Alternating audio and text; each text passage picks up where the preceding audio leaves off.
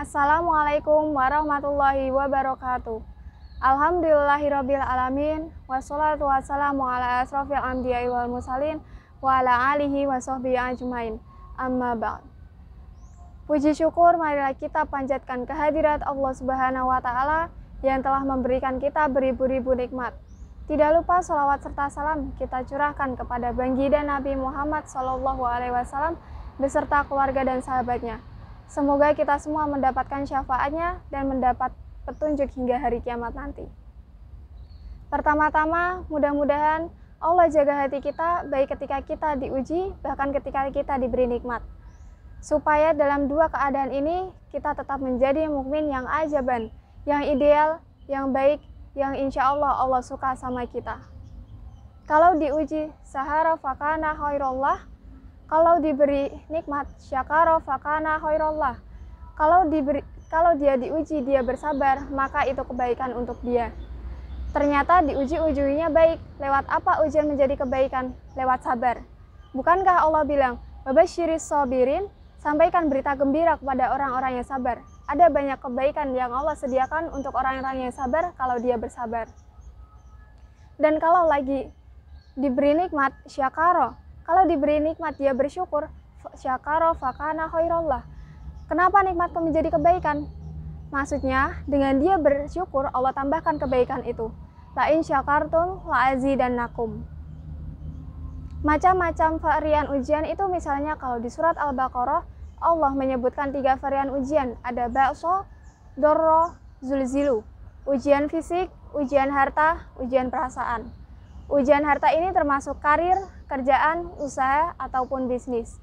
Ujian perasaan termasuk ditinggalin sama orang yang kita sayang, contohnya kakek ataupun nenek. Jadi 3 varian ini termasuk kategori ujian. Tetap aja 2, kalau enggak ujian, ya nikmat. Antara 2 itu.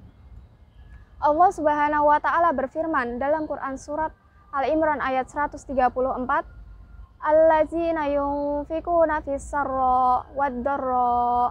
Orang yang tetap beramal soleh lewat hartanya dalam keadaan dia berkelebihan atau dalam keadaan dia kekurangan. Mukminin itu keren banget gitu. Dia tuh nggak pernah kehilangan kesempatan untuk berbuat baik. Baik beramal soleh ketika dia dalam keadaan dikasih nikmat, maupun beramal soleh ketika dia dikasih ujian. Seperti ayat yang tadi. Yunfikuna fis-sarra'i. Berinfak dalam keadaan sarro, dalam keadaan bahagia, dalam keadaan senang, ataupun lagi dapat untung. Dan yunfikuna fid-dharra'i. Berinfak dalam keadaan dor, dalam keadaan susah. Dor itu kan bahaya. Nah, contohnya, nih kalau saya berinfak sama dia nih, bahaya nih. Kalau saya kasih ke dia, terus dia gimana? Gitu kan. Ini dor banget nih, bahaya banget buat kita. Tapi dia tetap berinfak. Siapa yang mencontohkan hal seperti itu? Siapa selain pastinya Rasulullah SAW yang tidak dilakukan lagi atau yang kayak simpel berinfak walaupun dia butuh orang-orang Ansor. Yusiruna ala anfusihim walau kana bihim khassasah. Mereka mendahulukan orang mujahirin atas dirinya sendiri walaupun sepertinya dia juga butuh pada kebaikan itu. Demikian kultum singkat agama yang dapat saya sampaikan. Kurang lebihnya mohon maaf. Yang benar datangnya dari Allah Subhanahu wa taala dan yang salah datangnya dari saya sendiri sebagai manusia yang tak pernah luput dari kesalahan. Wabillahi taufiq wal hidayah. Wassalamualaikum warahmatullahi wabarakatuh.